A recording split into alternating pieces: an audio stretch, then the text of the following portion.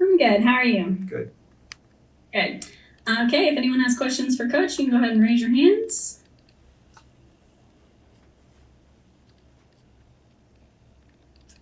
We will kick things off with Cliff Brent with AP.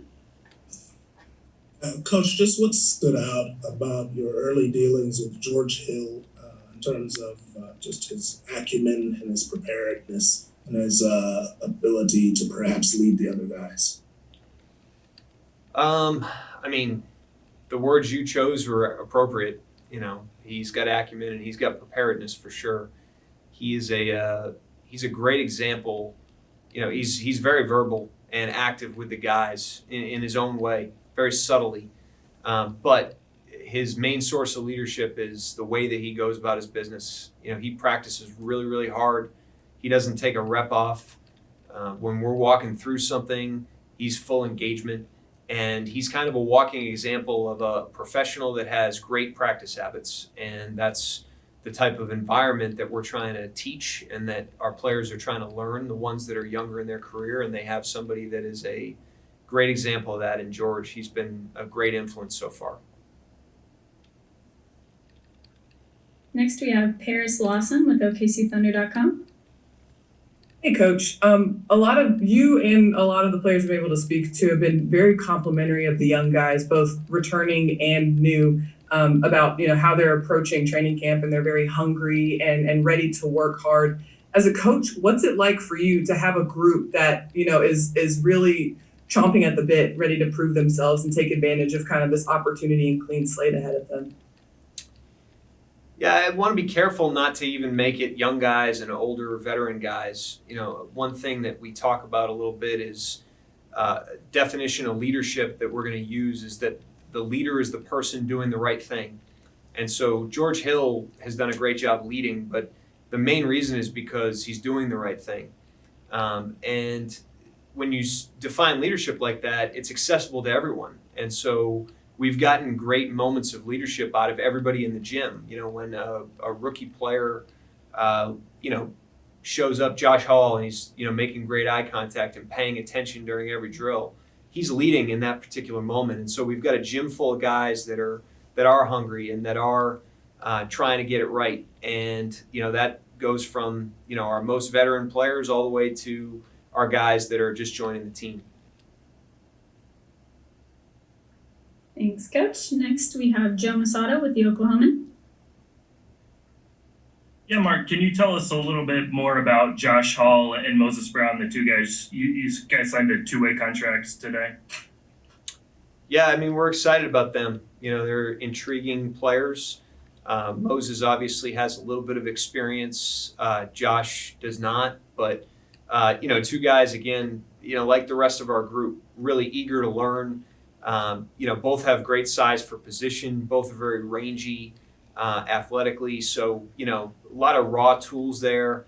And then so far, it's early, but so far have shown the type of qualities of people that improve. They work hard, they pay attention, they try to get it right, and they've embraced our environment and our culture so far. I know plans are still being finalized for what a G League season might look like and where it's going to be, whether that's in a bubble or not. Have you all sort of committed for the Blue to be there wherever that is if the season goes on? I can't speak to that. I don't really know. I haven't been necessarily in those discussions. All I know is that with the shortened G League season or whatever they're going to end up doing, with 17 players, we are having a lot of conversations about how to supplement the work of the guys that maybe aren't in the rotation. We're not going to play 17 guys every night, obviously. So we have to figure out how to, be creative and create situations where everyone on the team is developing, whether they're getting a ton of game minutes or not. And so those are the types of discussions we're having right now. But I don't have a ton of specifics on the G League stuff. I think the league is still trying to figure that out. Gotcha. One more question on two ways, if I can. Sure. It seems like the rules are going to be a little more relaxed this year as far as eliminating that 45-day limit, maybe practices not counting against their clock and playing in upwards of 50 games. Obviously, that would have helped a guy like Lou a little bit more last year, but for Josh and Moses, how can those new rules sort of help them sort of get more time and more experience? I mean, obviously they're going to end up with more time with the NBA team as a result of the rule. One mentality that, Sam has made clear since we implemented the 2 ways is that everyone's on the roster. There's really no separation. These guys are Thunder players. They're going to be treated like Thunder players. They'll develop like Thunder players. They will benefit from being around the team more. And 2 ways, I'm not speaking specific to Josh and Moses right now, but 2 ways around the league will suffer from having less G League opportunities. It's valuable developmental experience when those guys can play with the Blue or with their G League affiliate. And so that's missing a bit. But like I said, we're looking at every possible way to supplement that so that we keep not only the 2-way players, but everybody on a track of development. Thanks. Yep.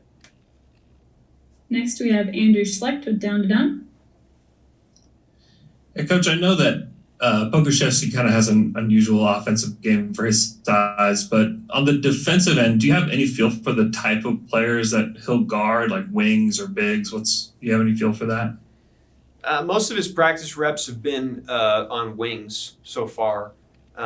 That's been kind of the first approach we've taken. We think with somebody like him that probably, to your point, can go either way, rather than throwing 2 different positions at him with different responsibilities, we've decided to prioritize. And so we're starting him on the perimeter with those sorts of defensive skills. But that's not to say that won't change. And it's not to say that as time goes on, he won't end up guarding different people. But as of right now, we're focusing more on the perimeter skills. We'll go back to Cliff Brent with AP. Sorry, I failed to put my hand down. You guys Sorry. got to start putting your hands down. It's the 2nd day in a row we've had the hands up. Any other questions for Coach? All right, thank you. All right. See you guys.